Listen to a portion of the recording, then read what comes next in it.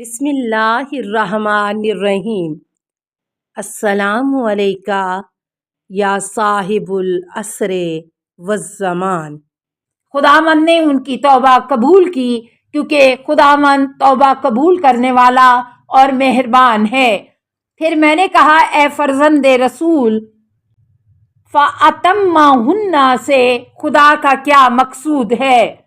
امام علیہ السلام نے حضرت قائم تک 12 ائمہ کے اسماء مکمل کیے اور ان میں سے 9 افراد حضرت امام حسین علیہ السلام کی اولاد میں سے ہیں۔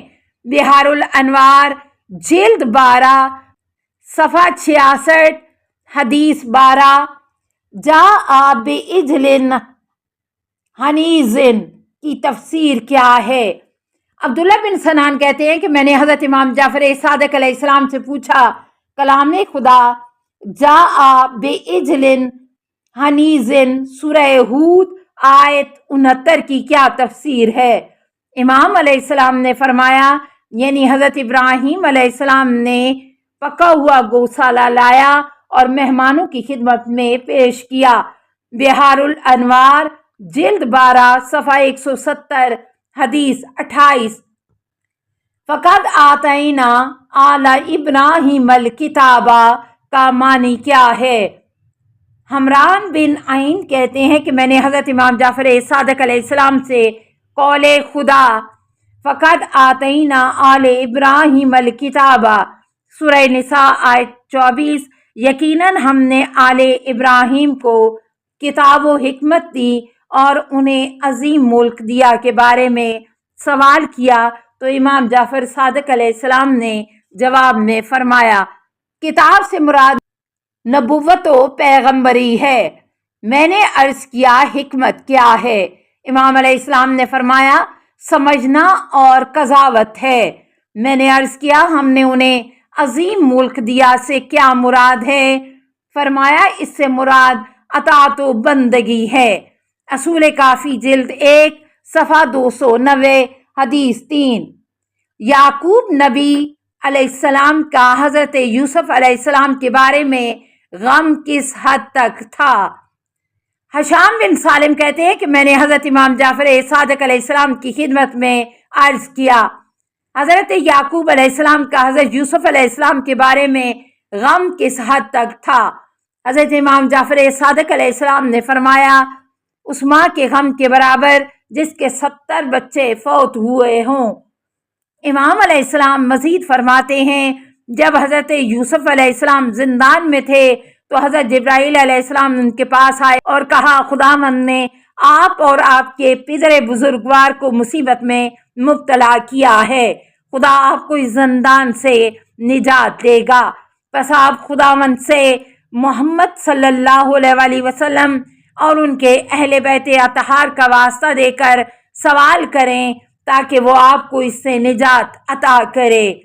حضرت یوسف علیہ السلام نے عرض کیا بار الہ میں تیری باہرگاہ میں محمد و آل محمد کا واسطہ دے کر التجا کرتا ہوں کہ مجھے اس سے جلدی رہا فرما اور میں جس مشکل میں ہوں اسے آسان کر۔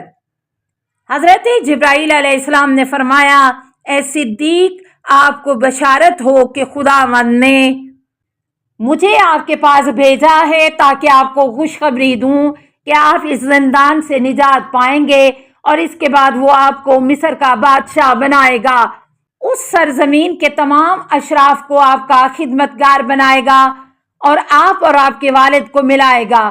پس اے صدیق آپ کو مبارک ہو، آپ خدا کے برگزیدہ اور اس کے برگزیدہ کے بیٹے ہیں۔ صرف وہی رات گزری تھی کہ بادشاہ مصر نے خواب دیکھا جس نے اسے خوف زدہ کر دیا۔ اس نے وہ خواب اپنے اطرافیوں کو بتایا اور ان سے اس خواب کی تعبیر کا مطالبہ کیا، لیکن وہ تعبیر نہیں جانتے تھے۔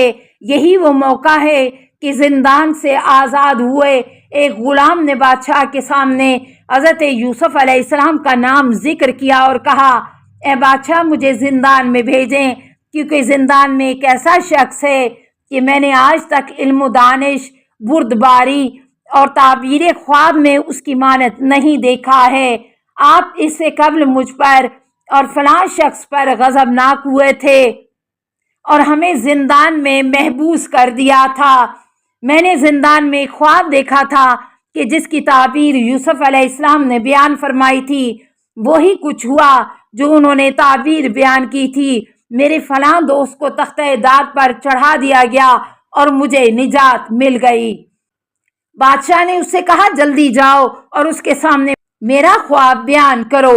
وہ غلام حضرت یوسف علیہ السلام کے پاس گیا اور کہا اے یوسف مجھے اس کی تعبیر بتائیں جس نے خواب میں 7 موٹی گائے دیکھی ہیں۔ حضرت یوسف علیہ السلام نے اس خواب کی تعبیر بیان فرمائی۔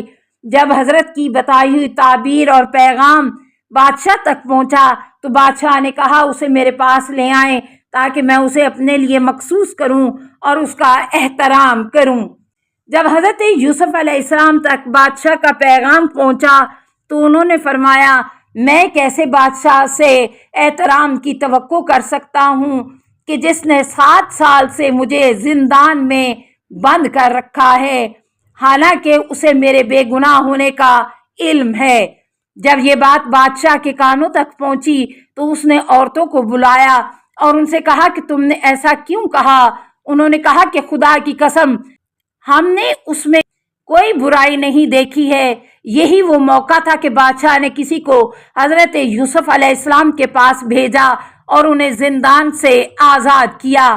حضرت یوسف جب بادشاہ کے دربار میں پہنچے اور بادشاہ نے ان سے گفتگو کی تو وہ ان کے کمال عقل و دانش سے خوش ہوا اور ان سے کہا اے یوسف میں نے جو کچھ خواب میں دیکھا ہے آپ خود اسے بیان کریں کیونکہ میں پسند کرتا ہوں کہ آپ کی زبان سے سنوں۔ حضرت یوسف علیہ السلام نے کسی کمی بیشی کے بغیر اس کا خواب بیان کیا۔ بادشاہ مصر نے کہا آپ نے سچ کہا ہے، پس وہ کون ہے جو ہمارے لیے گندم اکٹھی کر کے محفوظ کرے؟ حضرت علیہ السلام نے فرمایا خداوند نے مجھ پر وحی نازل کی ہے کہ میں اس کام کا بندوبست کروں۔ بادشاہ نے کہا آپ نے سچ کہا، پس میری مہر اور تاج و تخت لے لو۔ حضرت یوسف علیہ السلام نے 7 سال تک گندم اکٹھی کی اور اسے خوشوں سمیت ذخیرہ کیا۔ جب قحط و خشک سالی کا وقت آیا تو حضرت یوسف علیہ السلام نے اسے فروخت کیا۔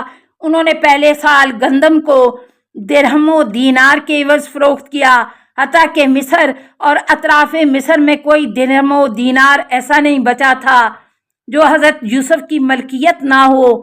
انہوں نے دوسرے سال گندم کو زیورات کے عوض فروخت کیا، حتیٰ کہ مصر اور اطراف مصر میں کوئی بھی زیور ایسا نہیں تھا جو حضرت یوسف کی ملکیت نہ ہو۔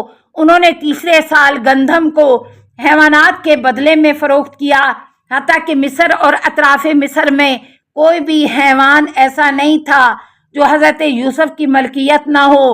انہوں نے چوتھے سال میں گندم کو غلاموں اور کنیزوں کے عوض میں فروخت کیا، حتیٰ کہ مصر اور اطراف مصر میں کوئی بھی ایسا غلام یا کنیز ایسی نہیں تھی کہ جو حضرت یوسف علیہ السلام کی ملکیت نہ ہو۔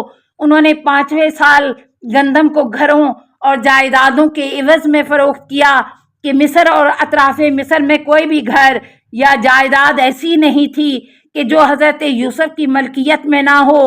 انہوں نے 6 سال میں گندم کو باغ و بوستان کے عوض میں فروخت کیا، حتیٰ کہ مصر اور اطراف مصر میں کوئی بھی باغ ایسا نہیں تھا کہ جو حضرت یوسف کی ملکیت نہ ہو۔